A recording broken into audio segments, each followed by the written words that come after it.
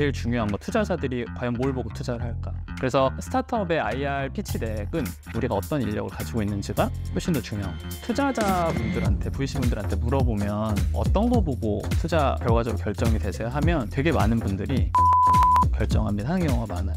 예비 창업자분들이라면 누구든지 고민하게 되는 IR에 관련해서 그게 정확한 게 어떤 것인지 좀 여쭤보고 싶어요. 일단 IR은 인베스트먼트 릴레이션이거든요. 그러니까 투자한다는 얘기고, 많은 분들이 스타트업 업계로 처음 넘어오시면 뭘 좀 어려워하시냐면 피칭은 뭐야? 피치덱은 뭐야? 이런 말씀들을 많이 하세요. 네. 피칭은 우리가 야구할 때 보면 공 던지는 걸 피칭이라고 하잖아요. 그래서 투수를 피처라고 하는데 그냥 뭔가 내가 갖고 있는 걸 상대방한테 전달하는 행위라고 생각하시면 돼요. 그래서 그냥 발표한다고 생각하시면 되고요. 근데 우리가 보통 프레젠테이션 또는 발표라고 하는 게 뭐 IR 업계에선 피칭이라는 얘기로 통한다. 예, 이 정도로 보시면 되고요. 피치 덱은 발표 자료입니다. 덱이라는 게 갑판 얘기하는 거거든요. 그래서 배에서 육지로 넘어갈 때 밟는 그 갑판이라서 피치덱 있어요? 하면 투자받기 위해서 설명할 수 있는 이 자료가 있느냐, 이걸 물어보는 거고요. 피칭 경험이 있냐 하면 투자받기 위한 발표를 해봤냐, 뭐 이런 의미가 됩니다. 지금 하시는 일이 어떤 일을 주로 하고 계세요? 네. 제가 프레젠테이션 업계 쪽에 계속 오랜 기간 있었고, 네. 뭐 지금도 당연히 발표 코칭도 하고 뭐 제작도 해드리고 하고 있지만, 지금 제일 많이 하는 건 스타트업 대표님들 만나서 IR 피칭을 어떻게 해나갈지 전략적인 부분들, 이런 거를 멘토링 해주는 게 가장 많다고 생각하시면 될 것 같아요. 그 예비 창업자분들께서 처음으로 이제 IR 피칭을 해야 될 때가 오잖아요. 제일 먼저 뭐부터 준비를 하는 게 좋을까요? 준비할 게 너무 많은데 본인의 사업이 준비가 되어 있잖아요. 사업 계획서가 보통 있으실 거거든요. 근데 IR 피칭을 보통 언제 하냐면 내가 기관에 보육받으러 들어갔을 때나 뭐 등등 다양한 이유로 거기서 이제 데모데이 같은 스타트업들이 발표를 하는 발표 무대라고 생각하시면 돼요. 투자자나 심사역을 모아놓고 거기서 이제 발표를 하게 되는데, 그 발표를 할 때 제일 어려운 게 이제 두 가지 점인 것 같아요. 첫 번째는 발표 자료 구성을 할 때 대체 뭘 집어넣어야 되냐. 우리 사업 내용은 할 게 정말 많은데 어떤 내용을 구체적으로 좀 집어넣어줘야 되냐. 피치덱 구성 요소 아는 게 첫 번째 중요한 것 같고요. 두 번째는 발표 시간이 짧습니다. 보통 한 몇 분 정도 되나요? 경우에 따라 다른데 일반적인 데모데이는 대부분 한 5분에서 10분 사이가 제일 많아요. 그래서 발표 시간 자체가 5분, 7분, 8분 이런 발표가 많아서 굉장히 짧고요. 또는 뭐 3분 피칭, 뭐 100초나 1분짜리 엘리베이터 피칭 이런 경우도 있어요. 짧은 시간 안에 모든 내용들을 함축해가지고 말해줘야 된다는 게 맞습니다. 굉장히 좀 어려운 일이잖아요. 네. 그래서 일반 회사 다니시던 분들은 네. 내가 제안 PT 같은 거 하면 뭐 15분, 20분, 30분씩 했는데 5분 발표를 하라고 하니까 너무 어려운 거죠. 네. 5분 동안 어떤 내용을 해줘야 되는지도 좀 몰라 하시는 분들 많아요. 스토리를 구성을 해야 될 때 우리 사업에 대해서 설명을 해야 되잖아요. 그 스토리를 구성할 때 이제 어떤 식으로 구성하는 게 가장 좋나요? 일단 우리가 이 발표를 누굴 위해서 하느냐, 뭐 때문에 하느냐를 생각해 봐야 되는데, 결국 IR이라는 건 내가 투자를 받기 위해서 해야 되는 거잖아요. 네. 그러면 나한테 투자를 해주는 투자자가 나한테 어떻게 느끼는지, 내 사업을 매력적으로 느끼는지, 이게 중요한데, 그러려면 몇 가지가 있어요. 제일 중요한 거, 투자자들이 과연 뭘 보고 투자를 할까 그 생각해서 첫 번째는 아이템이 일단 좋아야 돼요? 돈 잘 벌 수 있어야 됩니다.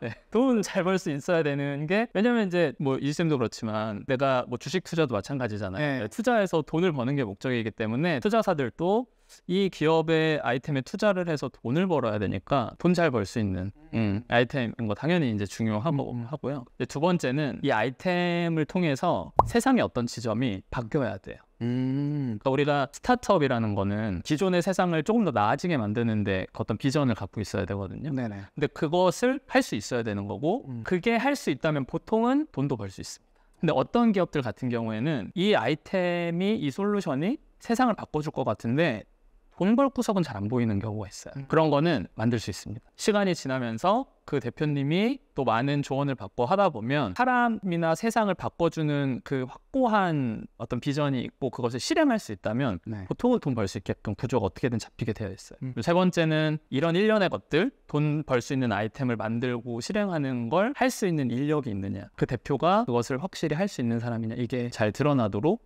피치덱 구성을 해야 돼요. 그런데 발표 시간이 너무 짧으니까 이제 그거를 이제 실제로 구현해내고 만들어내야 되잖아요. 근데 그 과정이 어떻게 이제 이루어지나요? 보통은 뭐 자기 사업 내용 어떤 거 집어넣을지 이제 고민을 하게 될 텐데 네. 사실 그렇게 하면 너무 어려우니까 저는 강의할 때 요소를 대략 이런 것들을 좀 넣어라라고 이제 알려드리는 게 있어요. 모든 기업에 100% 통할 수는 없어요. 하지만 공통적으로 대부분의 IR을 보면 이런 것들은 들어간다 하는 요소들을 짚어보면 일단 첫 번째로 문제점이 드러나야 됩니다. 제가 강의할 때 되게 강조하는 것 중에 하나가 문제점을 어필을 할 때 뭐 오늘 길게 얘기할 수는 없겠지만 산업의 문제, 기술의 문제, 시스템의 한계 너무 이런 걸로 문제점을 언급하고 솔루션 넘어가잖아요. 아이템 이해를 잘 못해요. 왜냐하면 대부분의 대표님들께서 그게 문제니까 우리는 기술을 이렇게 해결했어라는 걸 솔루션으로 잡는데 중요한 건 내 아이템을 지금 처음 보는 사람한테도 이해시켜야 된다는 거예요. 대안기치니까. 그래서 제일 중요한 건 문제점을 갖고 있는 사람을 찾아야 되고 그 사람이 어떤 페인 포인트를 갖고 있는지 찾아야 돼요.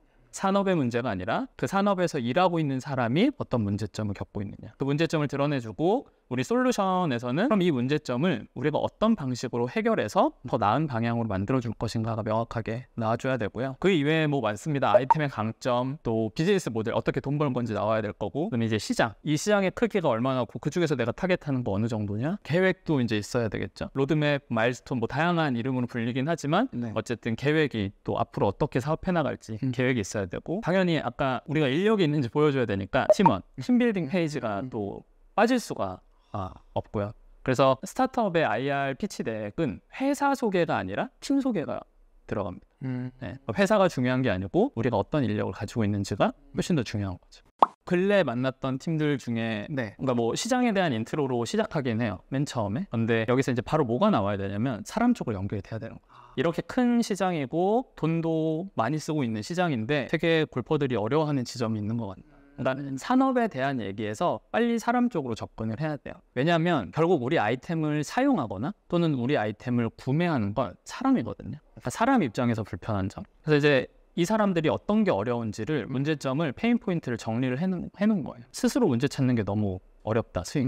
그리고 오프라인 코치에 대한 불신도 높고 있을 수 있고, 그리고 내가 문제점이 있어서 어떤 영상을 보고 딱 적용을 했으면 좋겠는데 지금 이 영상이 나한테 맞는 건지 알기가 어렵다는 거예요. 어떤 걸 적용해야 되는지.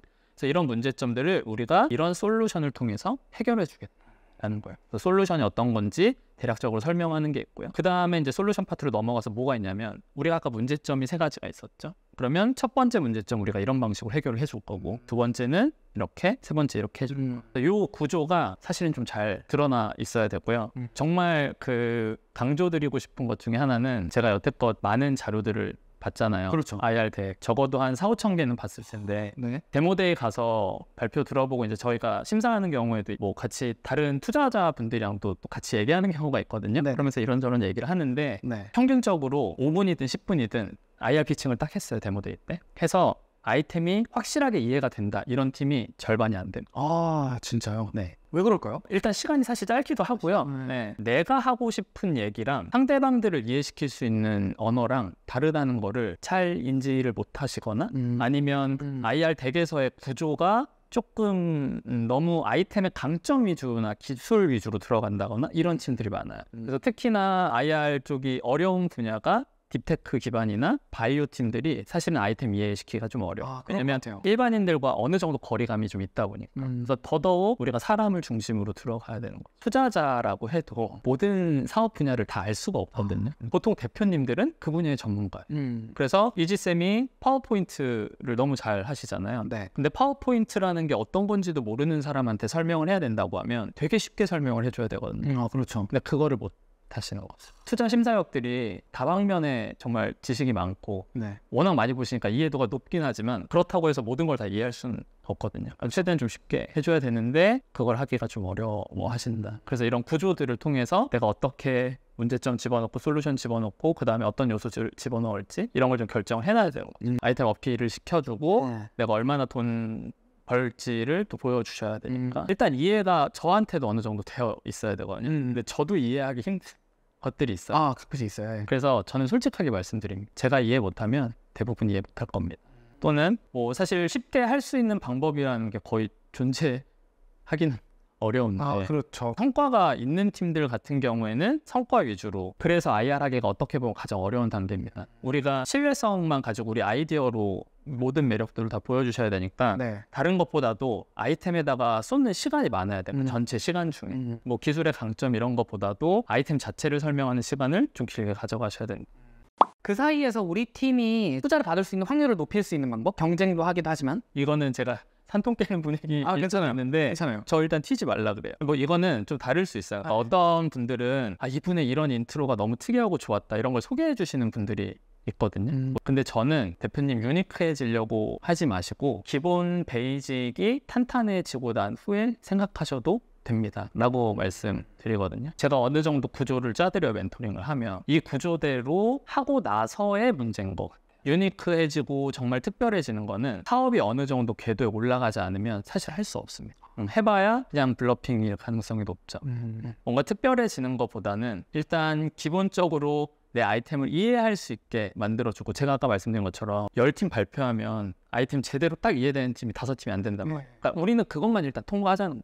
알아서 심사역들이 내가 관심만 갖게 해주면 그 다음부터는 투자를 결정하는 건 더 이상 그거는 댁에서 해줄 수 있는 역할이 아니니까. 그렇죠. 네, 그러니까 사업적인 걸로 이제 부딪혀야 되죠. 뭐 방송에 나가시는 분들 대상으로도 코칭 많이 했잖아요. 네네. 거기서 최종 우승하는 건 결국은 사업적 영역이에요. 거기서는 우리가 해줄 수 있는 게 아닌 거고, 만약에 우리 아이템이 별로 좋지 않은데 IR 피칭을 통해서 투자를 받을 수 있어요. 그거는 사기죠.